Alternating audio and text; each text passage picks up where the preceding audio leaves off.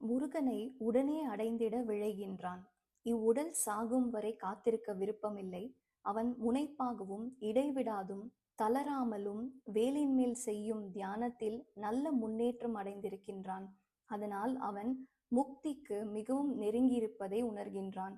அதனால் அவன் மறுபிறப்பு இல்லாமற் செய்யும் ஜீவன் முக்தியை, அதாவது இங்கேயே இப்பொழுதே இவ்வுடலில் வாழ்ந்து கொண்டிருக்கும் பொழுதே ஆன்ம விடுதலையை பெற்றிட விரும்புகின்றான். ஒரு நாள் இல்லாவிட்டால் ஒரு நாள் யமராஜா வந்து தன் கடமையை செய்யத்தான் போகின்றார் என்று அவனுக்கு தெரியும். ஆனாலும் அவன் சாவதை பற்றி பயப்படவில்லை என்பதும் அவன் இயம்பும் நமனார் கலகம் செய்யுநாள் என்ற கூற்றிலிருந்து தெளிவாகின்றது. ஏனெனில் உடல் அழிவதை எவராலும் தவிர்க்க முடியாது. அவர் அவதார புருஷராகவே இருந்தாலும் சரி என்பது அவனுக்கு நன்றாகவே தெரியும். இது இயற்கையின் விதிக்கு புறம்பானது.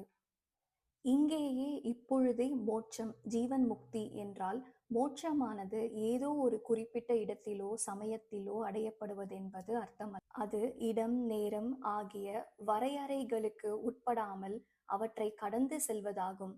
அது இந்த உடல் உயிரோடு இருக்கும் பொழுதே இறைவனை அடைந்து எங்கும் வியாபித்திருக்கும் அனைத்தையும் அறிந்திருக்கும் ஒரு விழிப்புணர்வுடன் வாழ்வதாகும்.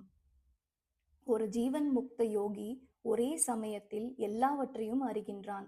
அவருக்கு கடந்த காலம், எதிர்காலம், தற்காலத்துடன் ஒன்றாகி விடுகின்றான். எல்லாம் இப்பொழுதே இருக்கின்றான். எல்லாம் இங்கேயே இருக்கின்றன. அவர் காலத்தையும் இடத்தையும், டைம் அண்ட் ஸ்பேஸ் கடந்து இருக்கின்றார். The yogi has simultaneous knowledge. The past and future are blended into the present. Everything is now. Everything is here. He has transcended time and space.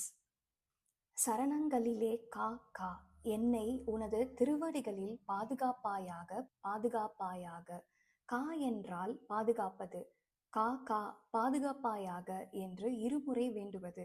அவனுடைய தீவிர விருப்பம் உடனே முக்தி, இவ்வுடலில் வாழும் இப்பொழுதே முக்தி பெற வேண்டும் என்பதையும், இவ்வுடல் சாகும் வரை காத்திருக்க அவன் தயாராக இல்லை என்பதையும் தெரிவிக்கப்படுகின்றது. நமனார் கலகம் செய்யும் நாள், என்றோ ஒரு நாள் யமன் வந்து கலகம் செய்ய போகும் பொழுது என்று அவன் சொல்வதிலிருந்து யமன் வருநாள் தூரத்தில் இருக்கின்றது என்பது தெளிவாக இருக்கின்றது.